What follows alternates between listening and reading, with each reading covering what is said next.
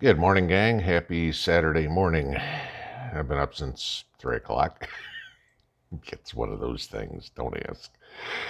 So I hope y'all survived Black Friday, literally meaning that, because, I don't know, if you were down in Alabama, somebody tried to rob a Tractor Supply. Fortunately, stupid, rural Alabama, you're going to go rob a Tractor Supply. You'd think Tractor Supply might have, I don't know, a customer or two who were armed, right? Of course, a couple of guys tried to rob Tractor Supply, and guess what? One of the customers was the one that shot at him. Yes, that would be it. And it's like, no, we ain't doing that in my town. Or if you were in North Carolina and one of the two shootings in the malls over Black Friday, yeah. So hopefully 100% of you who are normally here are still here. But yeah, so we talked about that before. So I got a question for you this morning. Who is the real enemy that we need to worry about? Now, if you're a 80-year-old politician in Washington, D.C., of course you're going, Russia, Russia, Russia. Okay, no, sorry, Russia hasn't been a thorn in our side for over 30 years. Okay. Unlike what the media and the politicians try to tell you. I mean, if you go back, okay, Russia actually wanted to have good relationships with the United States. Bill Clinton, of course, nixed that. Right? So, that was it. You could say China.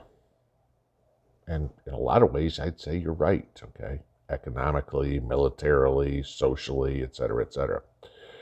But add one to the mix with China. Add everybody's good friend, Klaus Schwab. The greatest enemy that the world has is the World Economic Forum, okay? And Klaus Schwab is the leader, the figurehead of the World Economic Forum. Many of you guys probably know that a week and a half ago or whatever, you had the G20 summit in Bali, Indonesia, where a bunch of political leaders get together and discuss, world economics, world tensions, et cetera, et cetera. For some stupid reason, Klaus Schwab was there.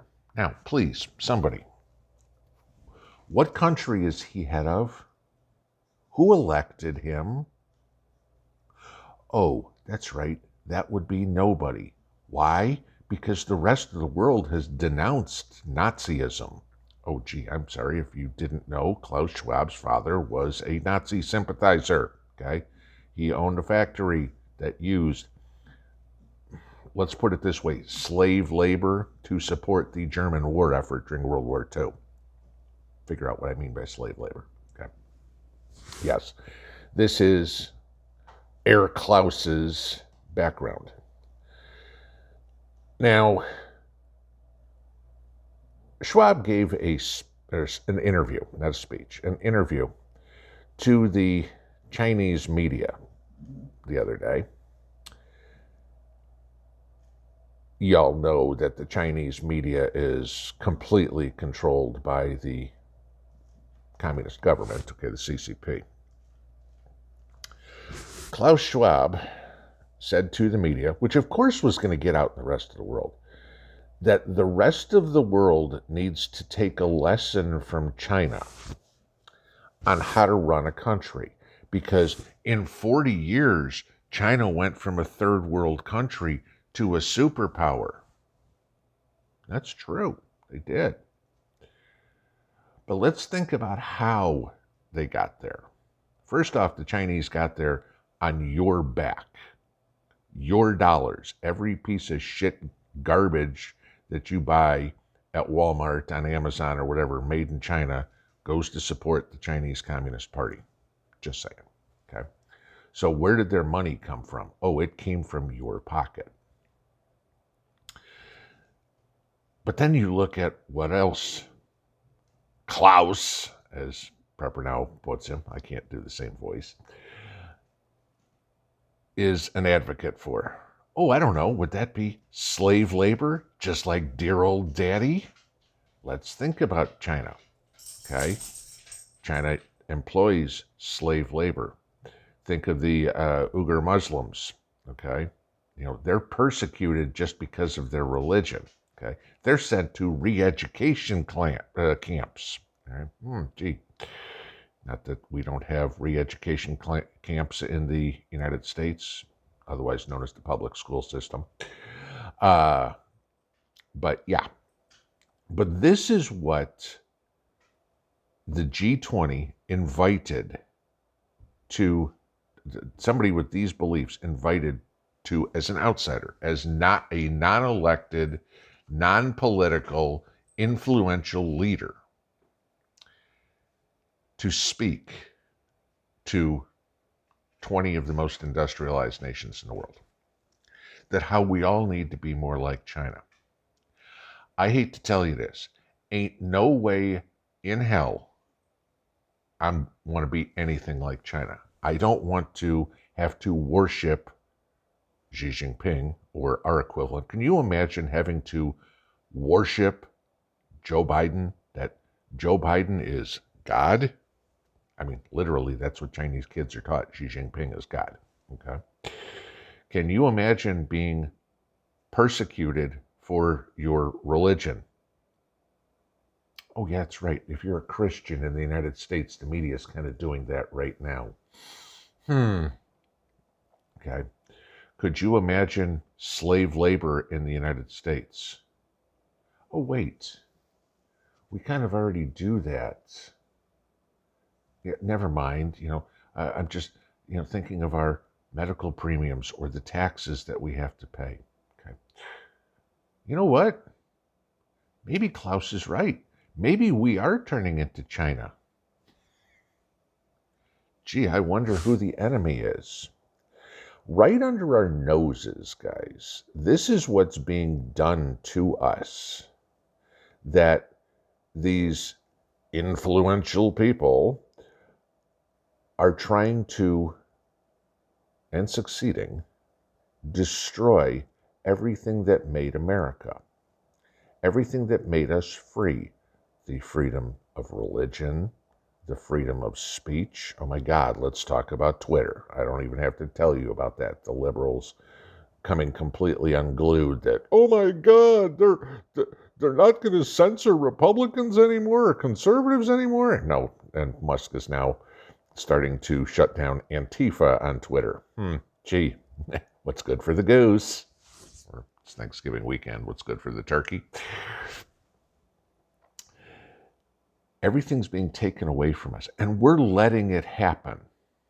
That's the thing, because we have too many brain-dead millennials, Gen Zers, whatever the hell the latest generation they're calling them now or whatever it is, are just going, yeah, you know what, I just want my free stuff and my Starbucks latte, and I'll be, and I want to wave my rainbow flag, and I'll be happy.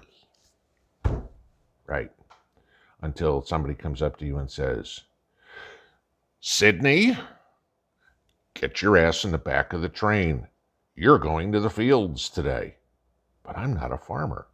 Doesn't matter, Sydney.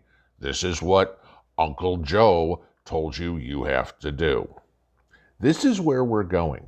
All right. If you start putting all the puzzle pieces together that we've talked about, the map where people will be allowed to live, places that will be allowed to go back to wildlife, et cetera, et cetera. If you talk about the wealth redistribution, Biden committing $1 billion to poor countries for the wrongs we did to Ethiopia for climate change and because of burning coal. We've been giving billions of dollars to these poor countries for 50 freaking years. They're still poor countries. They don't do anything with it, okay? They're corrupt countries. The rich get richer, the poor get poorer, okay? If you start looking at the takeover, the loss of rights, et cetera, this is the war we're in, guys. We are in a Cold War. Nobody understands it. Nobody seems to realize it, okay? But the people of this country are in a Cold War against the governments that control the rules. Personally, screw the rules. Okay, Joe coming out the other day and saying, after one of these shootings or whatever, we have to get rid of assault rifles, yada, yada, yada. I want to give you a little fact here for you. So far in 2022, there have been 540 people that have been shot with an assault rifle, okay, as they call them. Not my definition of assault rifle. I'm using that term specifically because that's what these idiots on the left call an AR-15 and an AK-47. It is not an assault rifle. So don't even bother with bitching at me about the term, okay? It's the term that is used in public. But 540 people have been shot by a semi-automatic rifle. In the United States, 500 people, 40 less, have been struck by lightning this year. Okay? Those are your chances of getting shot with a semi-automatic rifle. About the same as getting hit by lightning. Just saying. Okay? The shooting that we had the other day in Virginia, notice how that one's disappeared from the media already. Why? It wasn't a MAGA Republican who did the shooting, and he didn't use a semi-automatic rifle. He used a pistol. Okay. But they still want to take away our rights. This is where we're going, guys. Move everybody into the cities. Build these 15-minute cities like I told you, or the line that's in Saudi Arabia. Build that. Put us all in like sardines. We're easier to control that way. Do not, under any circumstances, think that we're at war with the Russian people, the Chinese people, the Iranian people, the Ukrainian people, anything. We are not at war with them. We are at war with the people who think they are better than us. The Vladimir Putins, the Volodymyr Zelenskys, the Xi Jinpings, the Nancy Pelosi's, the Joe Bidens, the Chuck Schumers. Those are the people we are at war with. Those are the people who think they need to make all the decisions because we're just a bunch of rubes that aren't smart enough to think for ourselves. They're right with about half of the population of this country. You can see by the elections from a couple of weeks ago, half of the people of this country are too stupid to think for themselves. Okay? Otherwise, we wouldn't have a single Democrat in Washington. I forget who it was. I think it was James Clyburn, came out yesterday and said, Joe gets a bad rap. Americans are really happy with how their bank accounts look, but Joe, it doesn't translate into Joe's approval rate. Who in the hell is happy with how their bank accounts look? How's your 401k look? How's your savings account look? Understand, they are taking away everything, piece by piece by piece. Your freedoms, your rights, your money. Next, it's going to be your house, your land, your personal possessions. Don't forget, you'll own nothing and be happy. Yeah, happy that what? They haven't put a bullet in your head or strapped you to an electric chair? Okay. This is the war we are at. This is the war we need to prep for because it's going to get worse. Give them an inch, they'll take a mile. We've been giving them an inch and an inch and an inch and an inch and an inch since at least 2008 when the Kenyan miracle wound up taking over in the White House. Okay? Every inch we've given them, they've taken a mile. This climate change crap, like I said the other day, oh, you can pay $50 or whatever to offset your carbon credits or whatever. How? What is, like I said, what does that do? Where's the freaking eraser? Oh, you're going to erase the fact that, I had a bonfire, whatever? No, it's wealth redistribution. It's taking your money. That's all they're trying to do. These social credit score bullshit things, it's so they can control you. People need to understand this, that the war we are at, we as the population of the world, the people, the war we are in, is it's an us, the little guy, versus the oligarchs and the elites, the ones who think they can buy their way out of anything. Okay? I've got more money than you, therefore I'm more powerful than you. No, you're not. You still put your pants on one leg at a time, just like I do. Okay? You still have to eat, you still have to drink, you still have to piss, you still have to shit. You aren't any better than me. Just because you have more money doesn't mean you have more brains. Collectively, we're a hell of a lot smarter than they are. We haven't put that into play yet, and they haven't realized what should be coming. Keep prepping, because when they keep thinking that they're going to buy their way through everything and fine you and take your money, I see it the other way. There's going to be a wealth redistribution. And the Klaus Schwabs and the Bill Gates and the Jeff Bezos and the Joe Bidens and all his stolen money, there's going to be the wealth redistribution. We're taking theirs, and it's coming back where it belongs, to the people. Pinball out.